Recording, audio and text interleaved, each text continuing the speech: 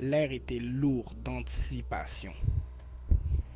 Des jeunes hommes désireux de protéger leur patrie s'étaient rassemblés à Barsalogo. Ils étaient là pour prêter main forte à l'armée nationale, pour fortifier les positions contre la menace grandissante. Ils croyaient en un avenir libéré de la peur, un avenir pour lequel ils étaient prêts à se battre. Mais la promesse de l'aube a été brisée. Des coups de feu ont déchiré l'air, remplaçant l'espoir par le son glacial du carnage. Lorsque la poussière est retombée, plus d'une centaine de personnes gisaient mortes. Leur énergie juvénile, leur rêve d'avenir, anéantis dans un torrent de violence. L'attaque de Barsalogo n'était pas seulement un assaut contre un avant-poste militaire. C'était un massacre d'innocents.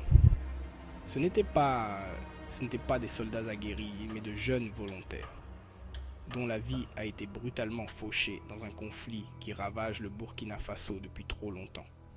L'image de leur corps, sans vie, dispersés sur le sol, imbibé de sang, est un témoignage obsédant de la barbarie, devenu une réalité tragique pour ce pays d'Afrique de l'Ouest.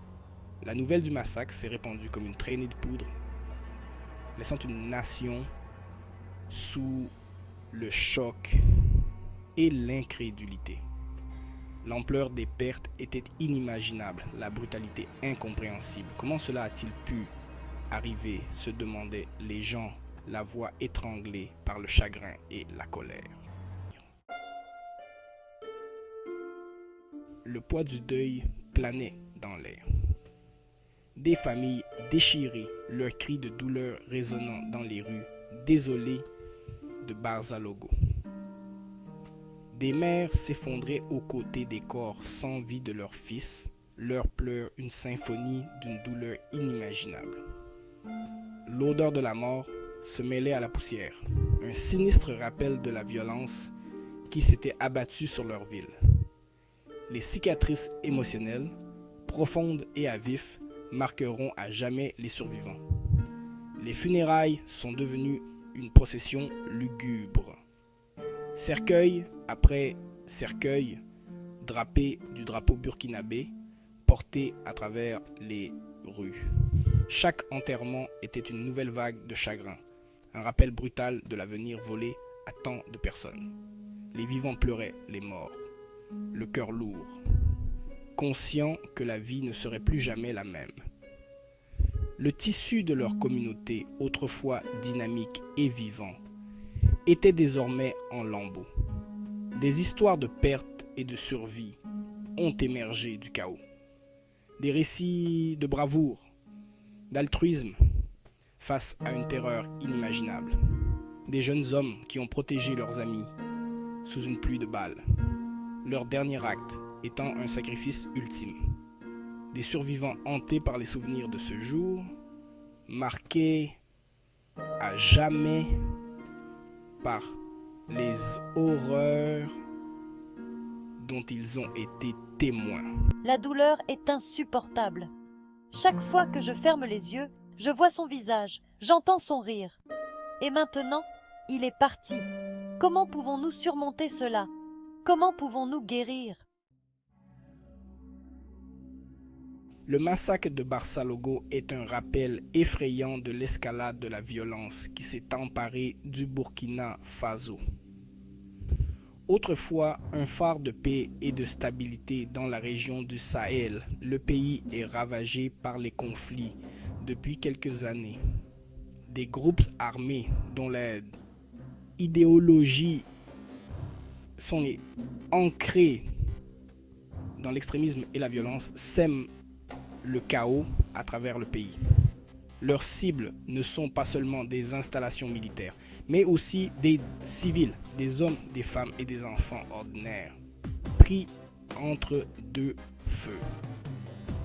Des villages ont été rasés, des écoles détruites et des hôpitaux contraints de fermer leurs portes. Le tissu même de la société est attaqué. déchirés par la peur et l'insécurité. Le gouvernement qui lutte pour contenir l'insurrection est confronté à des critiques concernant sa réponse. Les accusations de corruption, de ressources insuffisantes et de manque de volonté politique ont alimenté la colère et la frustration du public. La communauté internationale, tout en offrant ses condoléances et en promettant son soutien, tarde à agir. Je l'ai vu de mes propres yeux. Ils sont sortis de nulle part, tirant sur tout ce qui bougeait. Nous étions sans défense, essayant simplement de survivre. En tant que médecin, j'ai vu plus que ma part de souffrance, mais cela dépassait tout ce que j'aurais pu imaginer. Nous avons fait ce que nous avons pu, mais cela n'a jamais été suffisant. Au lendemain du massacre de Barçalogo, il existe un besoin désespéré d'unité et d'action. Le peuple burkinabé, dont la résilience a été mise à l'épreuve mais n'est pas brisée, mérite mieux que des paroles creuses et des promesses. Il mérite des actions concrètes, tant de la part de son propre gouvernement que de la communauté internationale. Ce n'est pas seulement un problème burkinabé, c'est une crise régionale et mondiale qui exige une réponse coordonnée. La lutte contre le terrorisme et l'extrémisme nécessite une approche multiforme. Les solutions militaires ne suffiront pas à elles seules. Nous devons nous attaquer aux causes profondes du conflit en luttant contre la pauvreté, les inégalités et le manque d'opportunités qui alimentent le recrutement dans les groupes armés. Il est essentiel d'investir dans l'éducation, la santé et le développement économique afin de bâtir un avenir plus stable et plus prospère pour le Burkina Faso. Nous devons donner aux communautés locales les moyens d'agir en leur fournissant les outils et les ressources dont elles ont besoin pour résister à l'extrémisme et construire la paix à partir de la base. Nous sommes déterminés à apporter les changements nécessaires.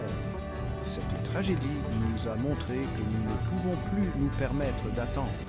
Il faut agir, et il faut agir maintenant.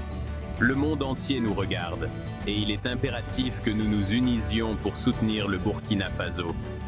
C'est un combat qui exige que nous soyons tous unis afin de garantir qu'une telle tragédie ne se reproduise plus jamais.